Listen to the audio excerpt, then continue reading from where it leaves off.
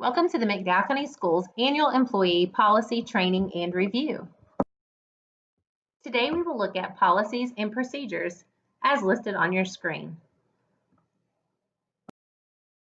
Please remember, in the time allowed, there is no way to go over the full versions of all the policies. This presentation is just an overview. You can always visit the McDowell County Schools website or State Department of Education's website for the full version of policies. Now let's take a look at the mandate to report. If you take a look at the list on your screen, those in red are particularly our employees that are mandatory reporters. Of course, everyone listed on the screen are also mandatory reporters according to West Virginia Code.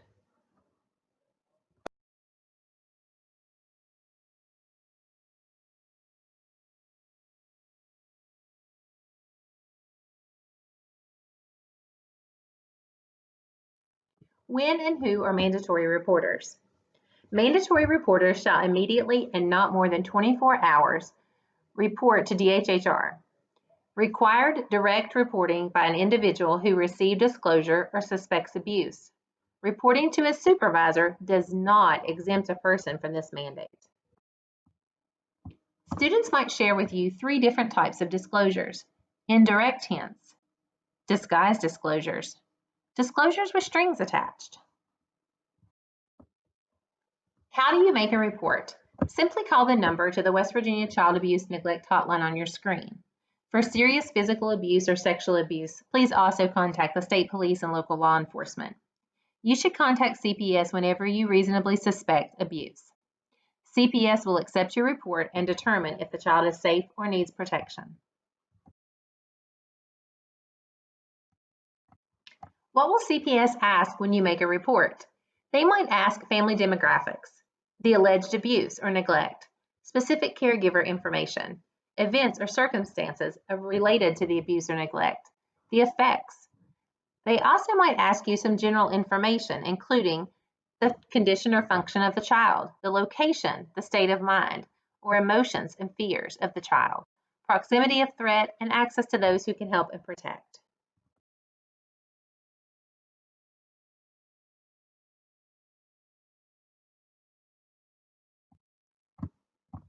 What will CPS ask when you make a report? They might ask you additional information particular to the caregiver, as listed on your screen. It is important to note that House Bill 2939 requires mandatory reporting of sexual offenses on public school premises involving or between students. This requirement has been set in place in addition to the mandatory reporter provisions that are already part of law. A person or official or institution required to report a case involving a child known or suspected to be sexually assaulted or abused, or a student known or suspected to have been a victim of any non-consensual sexual contact, intercourse, or intrusion, who knowingly fails to do so or knowingly prevents another person acting reasonably from doing so, is guilty of a misdemeanor punishable by not more than 6 months in jail and or a fine not more than $10,000 according to West Virginia Code. Teachers and other personnel do not have to report learning from a witness or personally observing consensual sexual contact, intercourse, or intrusion occurring between students unless the act involved contains one of the following: forcible compulsion, the infliction of serious bodily injury, employing a deadly weapon, sexual intercourse or intrusion of a student who is mentally disabled, a student 16 years old or older engaging in sexual intercourse or sexual intrusion with a student under the age of 16 who is not his or her spouse and is 4 or more years younger, a student 14 years old or making sexual contact with a student who is younger than 12. Finally, sexual contact with a student who is physically helpless. Let's take a look now at the drug-free workplace. All employees have signed a drug-free workplace verification statement. The following shall be considered prohibited conduct. 1. No employee shall unlawfully manufacture, distribute, possess, or use illegal drugs or medically non-prescribed controlled substances and or alcohol. The reporting to work under the influence of illegal drugs, non-medically prescribed controlled substance, intoxicant, look-alike drugs or alcohol, or possession of non-medically prescribed paraphernalia is prohibited. No employee shall report for duty or remain on duty while having an alcohol concentration of 0.04 or greater.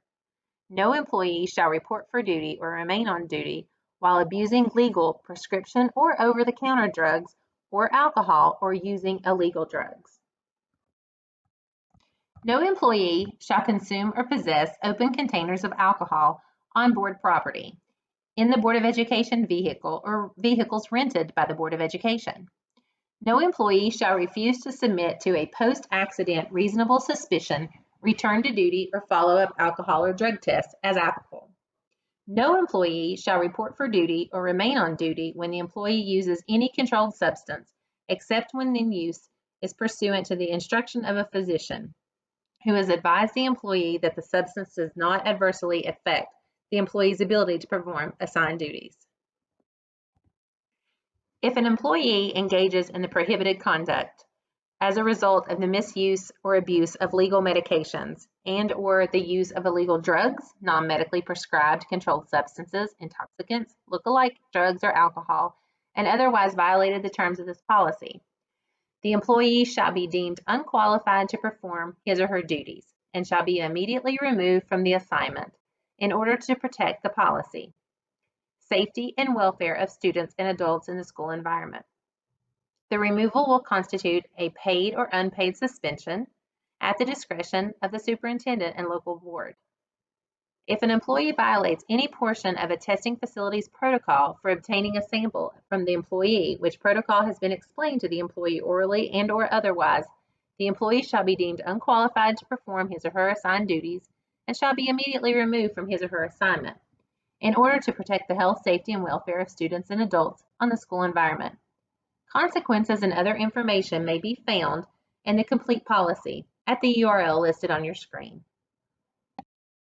The McKinney-Vento Homeless Assistance Act. Unaccompanied children and youth. Those students who experience homelessness are defined as children and youth who lack a fixed, regular, and adequate nighttime residence and can include those who are sharing housing or doubled up due to economic hardship, living in motels, hotels, trailer parks, campgrounds, living in emergency shelters or abandoned in hospitals. Those who have a primary nighttime residence that is public or private that's not designated for ordinarily sleeping. Living in cars, parks, abandoned buildings, substandard housing, bus or train stations, or public spaces. Also, those children who are migratory, living in above circumstances. Our students who are homeless under the McKinney-Vento Act have educational rights. They have the right to go to school no matter where they live and how long they've lived there. Attend either the local school or the school of origin, if this is in their best interest. The school of origin is the school the child was last enrolled in. Receive transportation to and from the school of origin.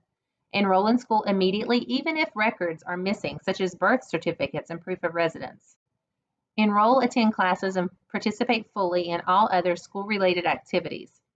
Have access to the same programs and services of students who are not experiencing homelessness.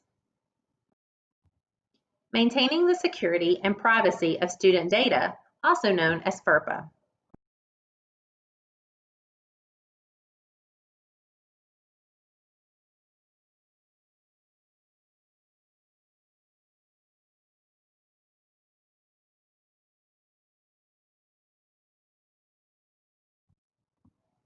You have access to data tools that allow you to view individual student records for performing your official duties.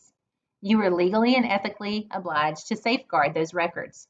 The purpose of this presentation is to inform you of your responsibilities in protecting students' privacy.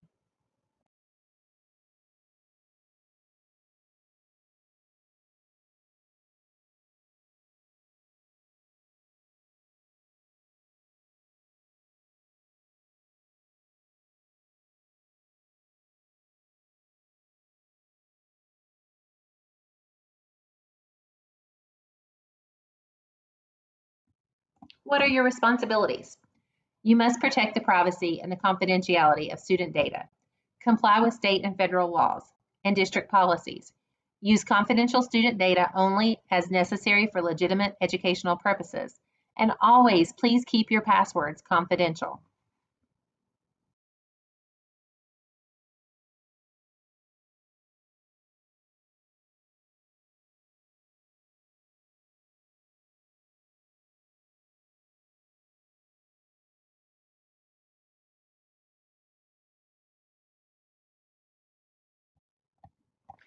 Consequences. Student education data may not be released except under specific circumstances. Improper release of data exposes you and your district to potential criminal and civil liability, and ultimately the loss of federal funding. Student-specific information gathered from secure tools may be shared only with authorized school personnel.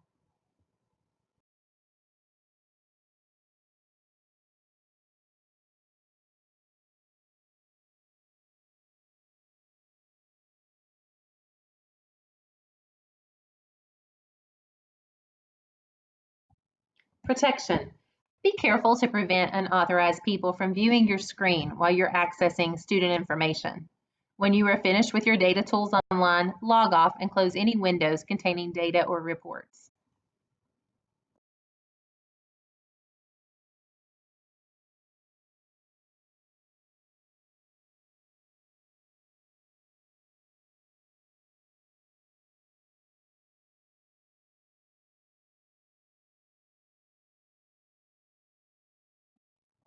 Sharing of reports. Printed reports can be shared publicly only after you review them to ensure that no student could be identified from the report.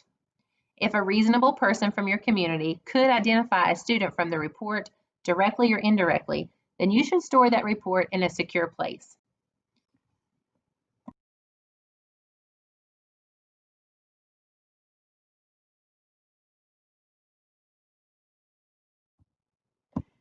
FERPA. What is FERPA? FERPA is known as the Family Educational Rights and Privacy Act of 1974.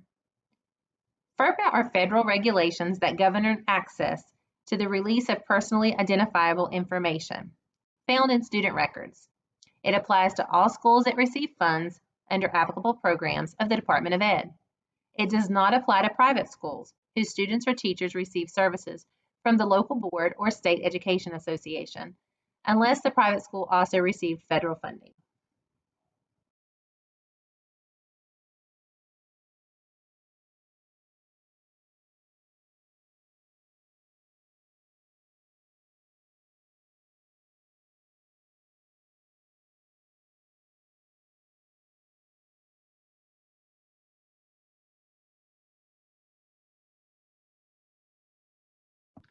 Purposes of FERPA.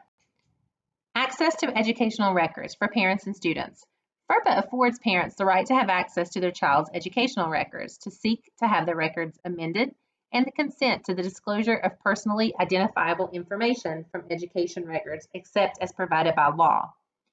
For authorized representatives, to limit on disclosure, prior written consent, and consent exceptions.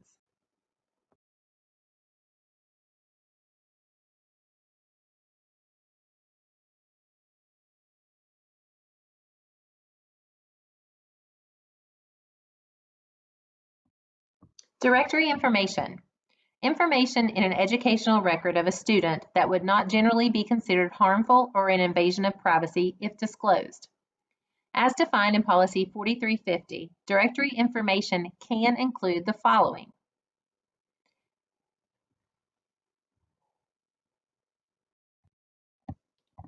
Additionally, McDowell County Schools forwards educational records, including transcripts, to other agencies or institutions which the student seeks or intends to enroll without prior consent of parents. Also, McDowell County Schools can share personally identifiable information with other school officials with legitimate educational interests, with another school at which the student intends to enroll, with other state or local educational agencies and authorities for auditing and evaluations. Also, McDowell County Schools can share personally identifiable information about students if the school district has designated the information as directory information.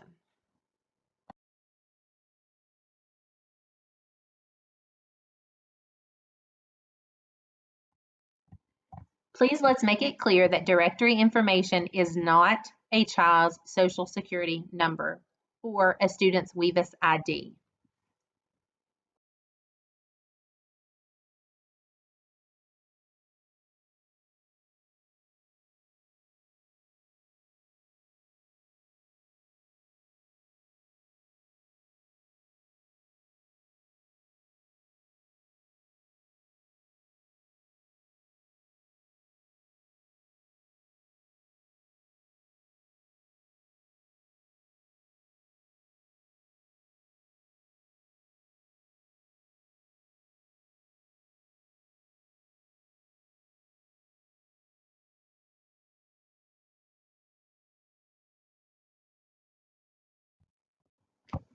Student record information. Educations are directly related to the student and maintained by the educational association or institution or by a third party acting for the agency or institution. Student records may be disclosed to the student without proper authentication. FERPA requires the use of reasonable methods to determine the identity or intended and authorized recipient of information and authenticate or ensure that the recipient is, in fact, who or she proposes to be. Parent access procedures. Parents have the access and right to inspect and review, a 45-day timeline to provide records, and they may charge reasonable fees for copies but not to search or retrieve. Exceptions.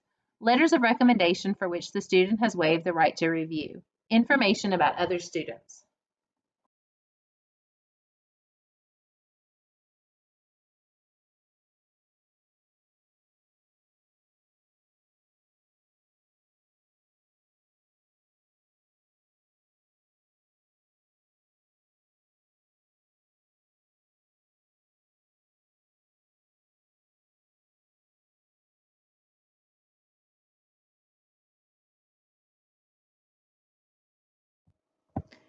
Personally identifiable information.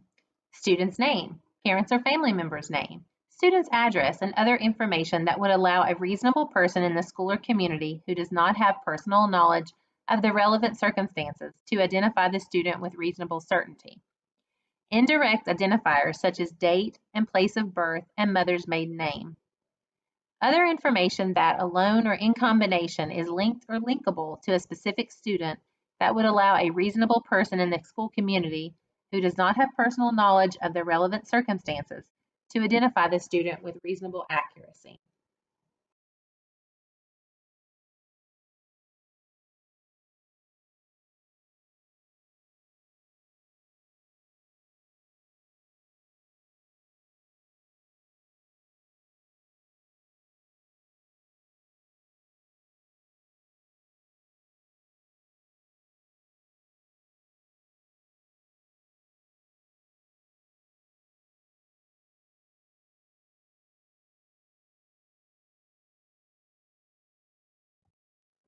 Reasonable methods. Regulations require the use of reasonable methods to ensure access is only given to those with legitimate educational interest.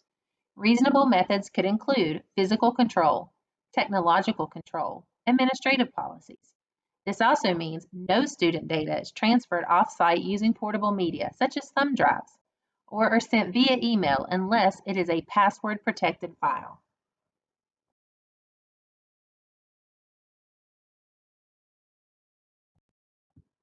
FERPA and HIPAA.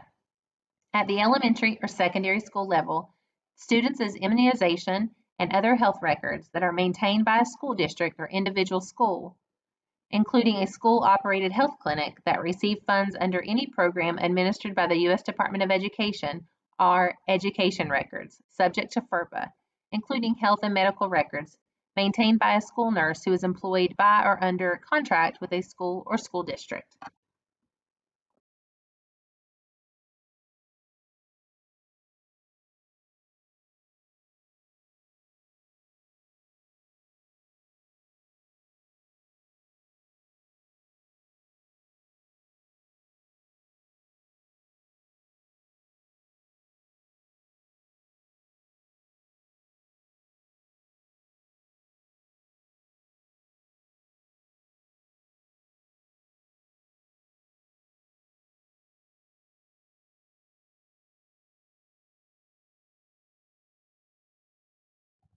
What can and cannot be released. Individual student data can never be publicly published or released. Summary, that's aggregated data, can be released, but only if the group size is large enough to protect the privacy of individual students. When the identity of an individual student could be inferred due to a small group size, treat that report as confidential. The summary reports to which you have access may contain small group sizes and should therefore be treated as confidential. Disability, harassment, discrimination, and student employees. Discrimination is prohibited. McDowell County Schools and the West Virginia Department of Education do not discriminate on the basis of sex, race, color, national origin, religion, disability, gender, sexual orientation, and age, employment, and in the administration of any of its educational programs and activities. Harassment and discrimination. What is it? It's unwanted and unwelcome. Conduct or communication that has the purpose or effect of substantially or unreasonably interfering with an individual's employment or education, or creating an intimidating, hostile, or offensive employment or educational environment. Harassment and/or discrimination are illegal under the Civil Rights Act of 1964, as amended, Title IX of the Education Amendment of 1972, and Section 504 of the Rehabilitation Act of 1973 for students and employees. Harassment or violent procedures for reporting, investigating incidents of racial, sexual, religious, ethnic disabilities. School personnel are required to 1. Report an incident to their immediate supervisor, and 2. Submit a written report to the incident, including the person's name, complaint, date, time, location, and etc., to their immediate supervisor, and the immediate supervisor will log the report the same day with the superintendent of schools and/or designee. Students are required to report an incident to their teacher and/or principal, and provide a written report detailing the incident to their principal. The principal shall take immediate steps to protect the complainant, pupils, teachers, administrators, and/or other personnel pending completion of an investigation of religious, ethnic, racial, sexual, disabilities, harassment, or violence. The result of the investigation of each complaint filed under these procedures will be reported in writing to the complainant and/or his/her legal guardian. Sexual harassment is defined as quid pro quo harassment, conditioning any educational opportunity or benefit on the granting of sexual favors. Any form of sexual assault, dating violence, domestic violence, or stalking. Unwelcome conduct of a sexual nature that is so serious, pervasive, or objectively offensive that it effectively denies a person equal access to an educational program determined under a reasonable person standard. Actual knowledge. A school district has actual knowledge when any employee knows of sexual harassment. An employee knows of sexual harassment when they have observed it or have heard of it. Notice to a Title IX coordinator or an official with authority to institute corrective measures is actual knowledge. Any employee who has observed or heard of the sexual harassment has to report the harassment to their supervisor or Title IX coordinator within 24 hours. Supportive measures. The Title IX coordinator is to offer supportive measures to the complainant or respondent upon the receipt of the report of the alleged sexual harassment. The supportive measures are offered to either party.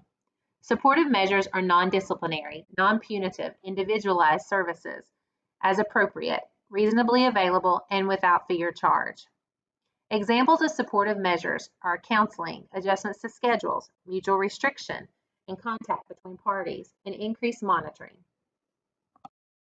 A formal complaint. The complainant has the right to the informal resolution process and also has the right to file a formal complaint. Upon receipt of the complaint, the school district shall investigate. The district can dismiss a formal complaint if the conduct does not meet the definition of sexual harassment. If the investigation is undertaken, the district-assigned investigator will collect the evidence within the timeline of the policy and provide the investigative report fairly summarizing relevant evidence to the decision maker. The decision maker will then review the investigative report and inform both parties of the decision by providing written determination of responsibility to both parties, in accordance with policy requirements, providing any remedies if applicable. Appeals.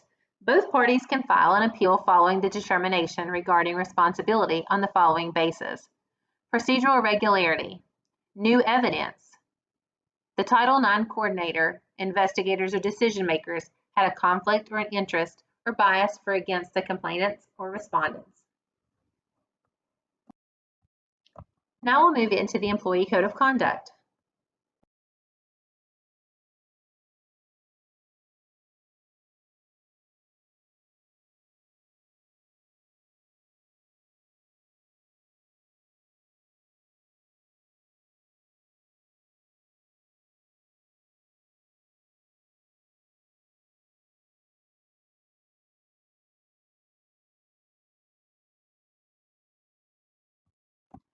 All employees shall exhibit professional behavior by showing positive examples of preparedness, communication, fairness, punctuality, attendance, language, and appearance. Contribute, cooperate, and participate in creating an environment in which all employees and students are accepted and are provided the opportunity to achieve at the highest levels in all areas of development.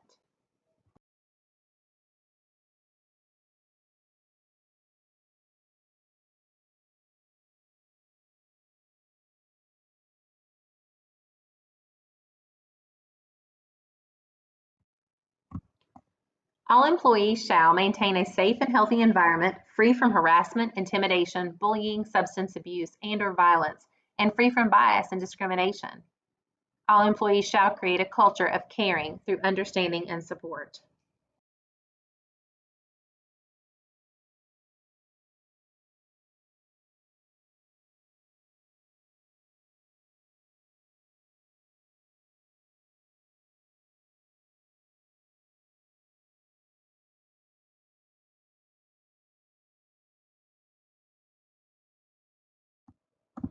Employees shall immediately intervene in any code of conduct violation that has a negative impact on students in a manner that preserves confidentiality and the dignity of each person. Demonstrate responsible citizenship by maintaining a high standard of conduct, self-control, and moral ethical behavior. And of course, comply with all federal and West Virginia laws, policies, regulations, and procedures. Inappropriate physical and emotional boundaries. Behavior between educators and students must serve a demonstrated educational, health, or safety purpose. There should always be firm boundaries between an educator and students. Even taking into consideration pre-existing and familiar relationships, impropriety and favoritism can still occur. The following items should be of concern, especially when they occur in secret, without the knowledge of administrators and/or parents. Level 1, taking an undue interest in a particular student. Favoring certain students by giving them special privileges or status, performing personal errands for educators unrelated to any educational purpose. Inviting or allowing certain students to come to the classroom at non-class times. Getting a particular student out of class to visit the teacher during the teacher's planning a prep period. Engaging in peer-like behavior with students. Level 2, using poor judgment regarding a particular student. Allowing students to address the educator in non-professional ways, their first name, nicknames, pet names. Allowing students to get away with clear inappropriate behavior. Being alone with a student behind closed doors at school out of view of others. Exchanging gifts, cards, or money with a particular student. Being overly touchy with certain students, teaching students for no educational or health reason. Giving students rides in the educator's personally owned vehicle, especially alone. Frequent electronic communication or phone contact with a particular student. Level 3, personal life involvement. Talking to the student about the educator's personal problems and issues, or talking to the student about the student's personal problems and issues. Initiating or extending contact with students beyond the school day. Taking a particular student on outings, especially personal outings, away from protective adults. Using personal or internet communications to discuss personal topics or interests with students. Being connected to a student via social media platforms outside of athletics or school accounts. That is, if you are connected with a student via social media such as Snapchat, Whisper, WhatsApp, GroupMe, Telegram, Instagram, Facebook, Messenger, Twitter, Kik, and more.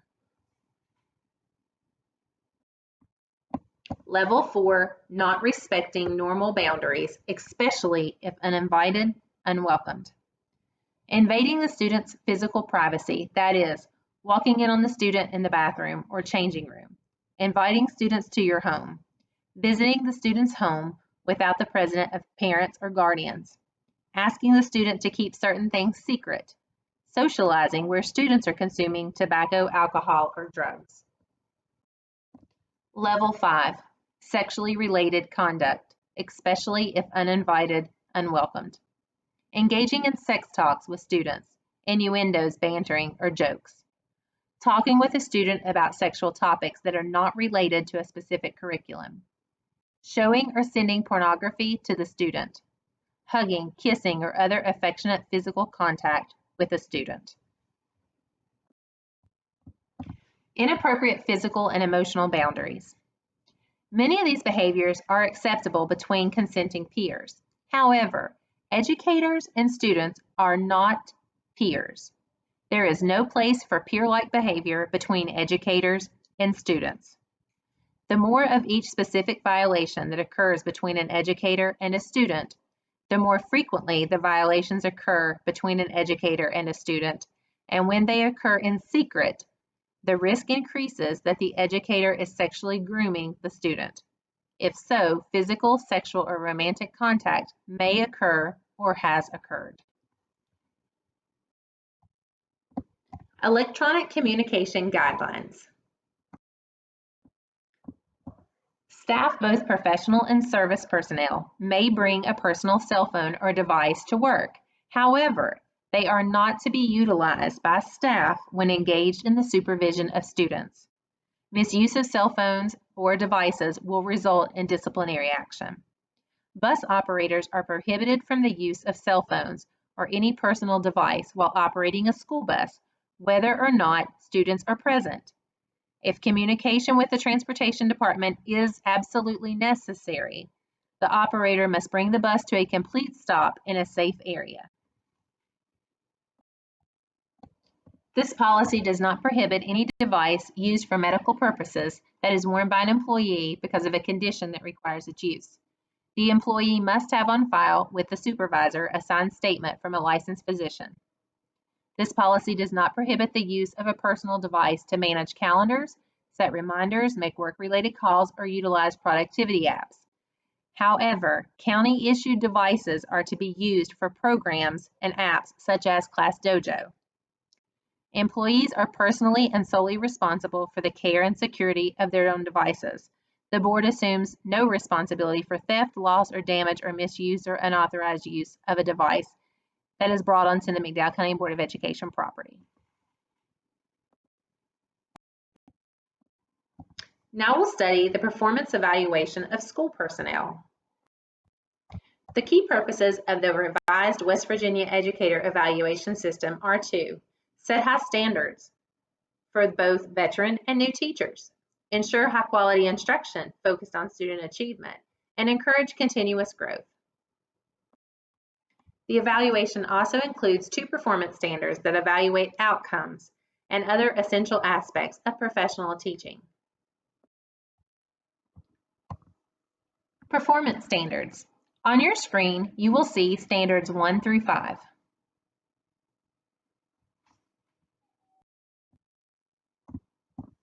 And here are standards 6 through 7. In order to be a manageable, effective evaluation system, each standard has elements. The standards have a total of 16 critical standard elements.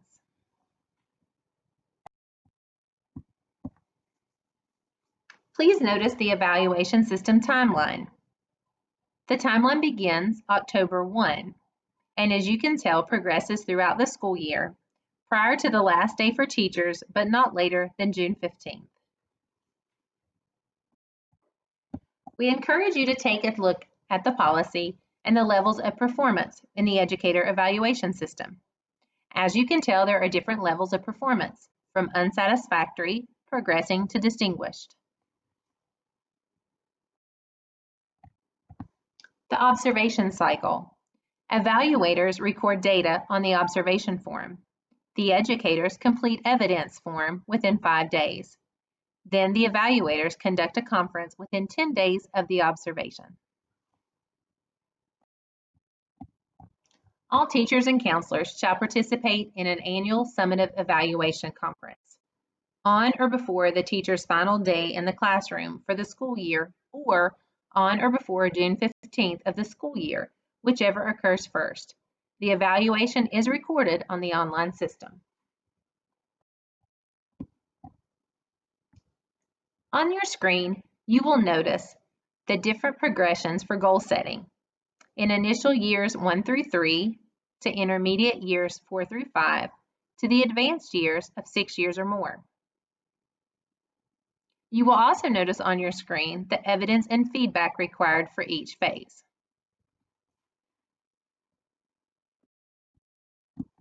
A focused support plan should be proactive and preventative. It takes place after a purposeful conversation and when there is documented evidence indicating an area of concern. A focused support plan can happen after at least one observation is conducted. It supports and meets the individual needs. It may address an area of concern involving student learning goals when in conjunction with one or more of the 5 performance standards. School-wide student growth cannot be considered for a focused support plan. A focused support plan after 9 weeks will equal a decision. Success equals meeting standards. Adequate progress equals may continue the focused support plan for 9 more weeks. Inadequate progress equals evaluate and initiate a corrective action plan. Please note, educators will remain on their current progression while implementing a focused support plan. A corrective action plan, 18 weeks, but may commence at any time.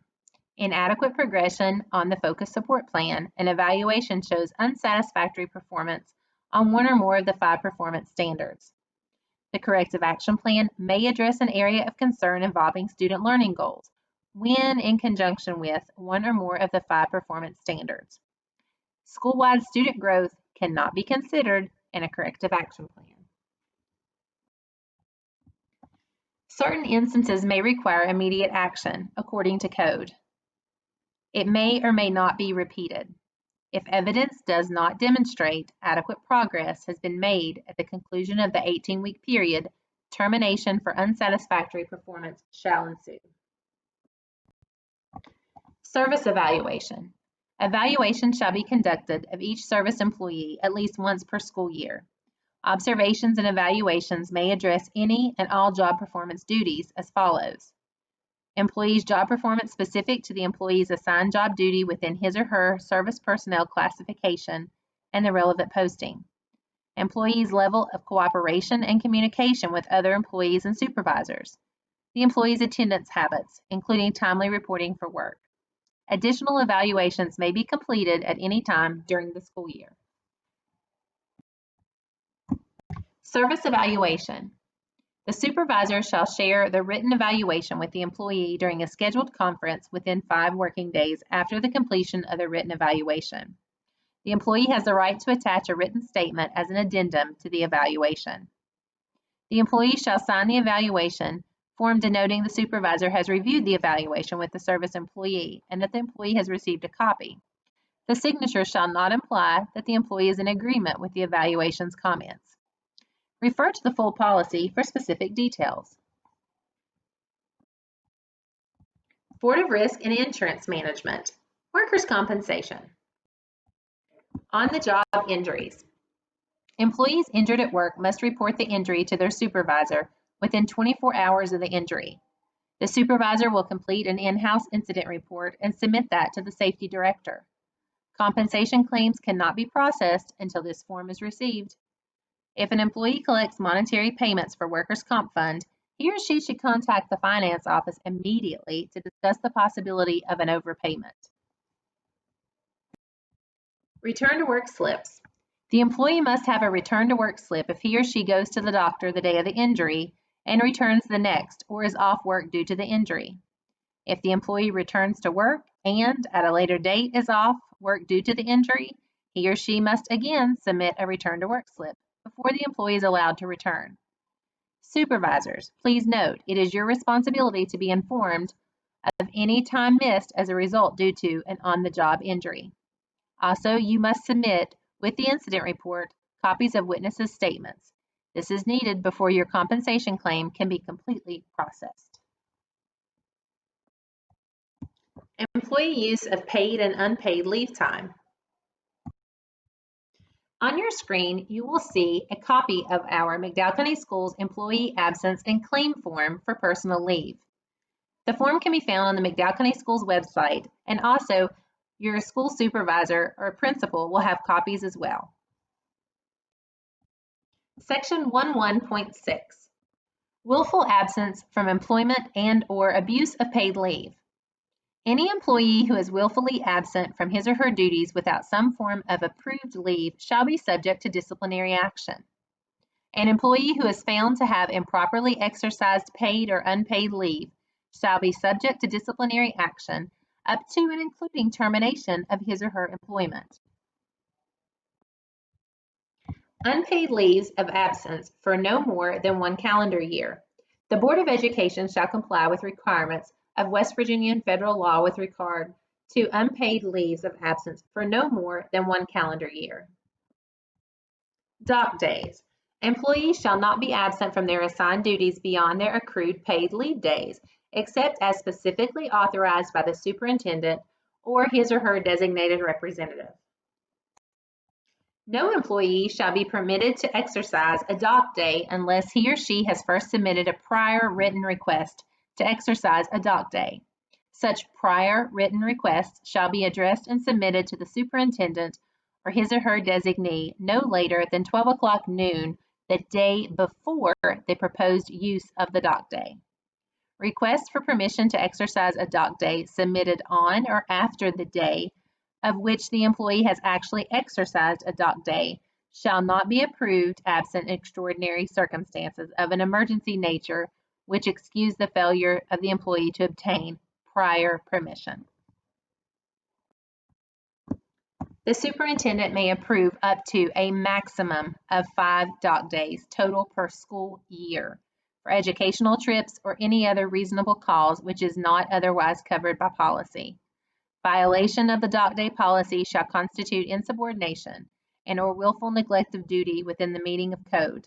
Employees violating this policy are subject to disciplinary action up to and including unpaid suspensions and termination of employment.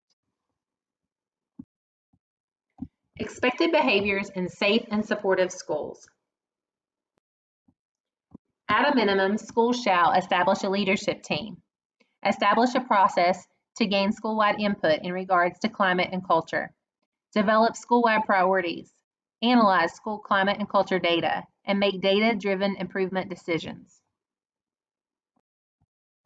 At a minimum, schools shall implement school-wide plans that provide appropriate interventions to reinforce and support expected behaviors, implement programs and practices that promote youth asset development, implement comprehensive and effective intervention programs and practices, develop appropriate and reliable referral procedures, evaluate school climate and culture improvement processes, and revise as needed.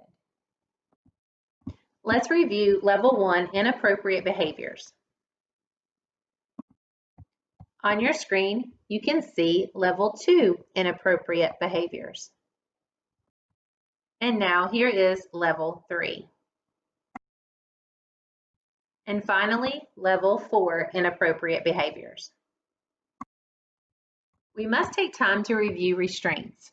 A school employee may use a restraint in an emergency, a situation in which a student's behavior poses a threat of imminent serious physical harm to the student or others, or serious property destruction, and includes the following limitations. Restraints shall be limited to the use of such reasonable force as is necessary to address the emergency. Procedures and maneuvers that restrict breathing, place pressure or weight on the chest, lungs, sternum, diaphragm, back, neck, or throat, or may cause physical harm are prohibited. Appropriate, intended use and utilization of mechanical restraints such as seatbelts or feeding tables when applied for their intended purpose are not prohibited. However, the application of mechanical restraints is prohibited as an intervention or consequence for an inappropriate behavior. Please take time to refer to pages 58 and 59 of West Virginia Board Policy 4373 for further guidance on restraints. Acceptable use policy key points. Please note an electronic copy of this entire policy can be found on the McDowell County website under the County Technology section. The use of the internet is an educational privilege, not a right, and inappropriate use will result in the cancellation of those privileges. Students must have written parental consent to use the system. A parent can rescind the consent at any time, which will terminate the student's use of the technology. As educators, we will teach the responsibility to students about safe and responsible use of the internet and network. It is our responsibility for monitoring students' use and intervene if students are using it inappropriately. It is also our responsibility to report misuse of his or her administrator or Office of Technology. Please understand there is no expectation of privacy. We have the right to inspect any user's virtual hard drive or files that it contains. McDowell County Schools has the right to give permission to the teachers, school administrators, and parents to review the use of McDowell County Schools tools by a student whom they think may be misusing the system. Users are advised that deleted messages and discussion forums, including all deleted messages and regularly archived, can be retrieved. Internet Firewall automatically checks all data moving between local area networks and logs sending and receiving destinations. Acceptable uses and behaviors. Please review the policy in its entirety. By signing the AUP agreement, everyone agrees to all established guidelines for unacceptable uses and behavior identified with this policy. Procedures for designated hiring and transfer of school personnel. Faculty Senate participation. A majority of the Faculty Senate may elect a committee, including a committee chair, which will be responsible for making hiring recommendations regarding classroom teachers. There are several options that include 3 individuals, which shall include a chair. Not less than 7 or more than 11 individuals, which shall include a chair. Single designee, where the designee shall have the discretion to ask up to 2 other Faculty Senate members to help in reviewing materials and interviewing applicants. And also, the single designee, the designee shall ask up to 2 other Faculty Senate members to help in reviewing materials or interviewing the applicants at the designee's discretion. All Faculty Senate members must have completed the Department of Education's designated or approved interview training prior to assisting. Faculty Senate may vote to change their selected process at the conclusion of each school semester for the next semester. Please refer to West Virginia Board Policy 5000 for a complete review of this process. Grievance procedures.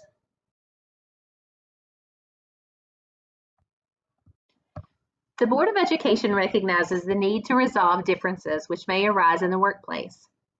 The West Virginia Legislature in Article 2, Chapter 6C of State Code has created the appropriate vehicle for such resolution of differences. Procedures, timelines, protocols, and forms may be found at the following URLs.